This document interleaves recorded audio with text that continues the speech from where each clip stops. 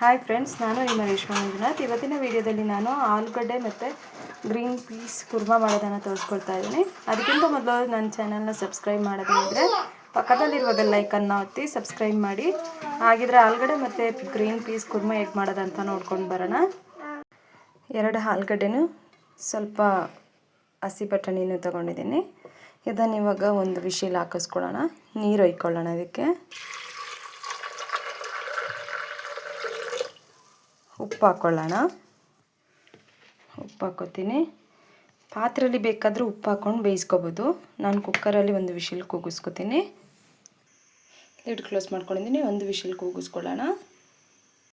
ನೋಡಿ, ಇದು ಚೆನ್ನಾಗಿ ಬೆಂದಿದೆ. ಇವಾಗ ಒಗ್ಗರಣೆ ಕೊಡೋಣ.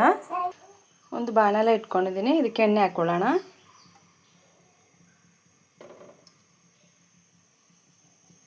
ಎಣ್ಣೆ ಕಾದಿದೆ. ಸಾಸಿವೆ ಹಾಕ್ಕೊಳ್ಳೋಣ.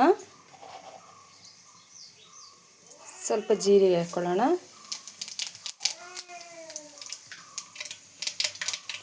ಬೇಯಿಸೋಕೆ ಹಾಕ್ಕೊಳ್ಳೋಣ. ದೊಡ್ಡ ಈರುಳ್ಳಿನ ಸಣ್ಣದಾಗಿ ಕಟ್ ಮಾಡ್ಕೊಂಡಿದ್ದೀನಿ, ಅದನ್ನು ಹಾಕೋತೀನಿ. ಒಂದು ಈರುಳ್ಳಿ ಹಾಕ್ಕೊಂಡಿದ್ದೀನಿ. ಚೂರು ಅರಿಶಿನ ಹಾಕ್ಕೋತೀನಿ. ಮಿಕ್ಸ್ ಮಾಡ್ಕೊತಾ ಇದ್ದೀನಿ. ಇವಾಗ ಈರುಳ್ಳಿ ಫ್ರೈ ಆಗಿದೆ. ಇದಕ್ಕೊಂದು ಟೊಮೆಟೊ ಹಾಕ್ಕೊಳ್ಳೋಣ.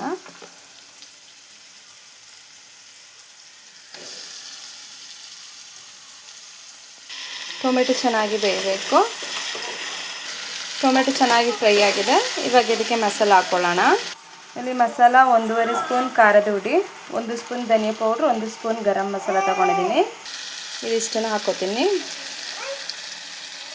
ಮಿಕ್ಸ್ ಮಾಡ್ಕೊಳ್ಳೋಣ. ಎಣ್ಣೆಯಲ್ಲಿ ಚೆನ್ನಾಗಿ ಫ್ರೈ ಮಾಡ್ಕೊಳ್ಳೋಣ. ಎಣ್ಣೆಯಲ್ಲಿ ಫ್ರೈ ಮಾಡ್ಕೊಂಡಿದ್ದೀನಿ. ಇವಾಗ ಬೇಯಿಸಿಟ್ಟಿರೋ ಆಲೂಗಡ್ಡೆ ಮತ್ತು ಹಸಿ ಬಟಾಣಿನ ಹಾಕ್ಕೋತೀನಿ.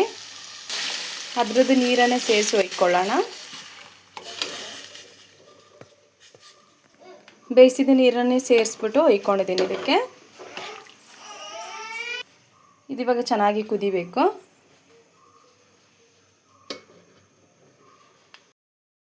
ಚೂರು ಉಪ್ಪು ಹಾಕ್ಕೊಳ್ಳೋಣ. ಬೇಯಿಸುವಾಗ ಉಪ್ಪು ಹಾಕ್ಕೊಂಡಿದ್ದೀವಿ, ಅದನ್ನು ನೋಡಿಕೊಂಡು ರುಚಿಗೆ ತಕ್ಕ ಉಪ್ಪು ಹಾಕ್ಕೊಂಡ್ರೆ ಸಾಕಾಗುತ್ತೆ. ಚೆನ್ನಾಗಿ ಕುದೀತಾ ಇದೆ. ಇದು ಇವಾಗ ರೆಡಿಯಾಗಿದೆ.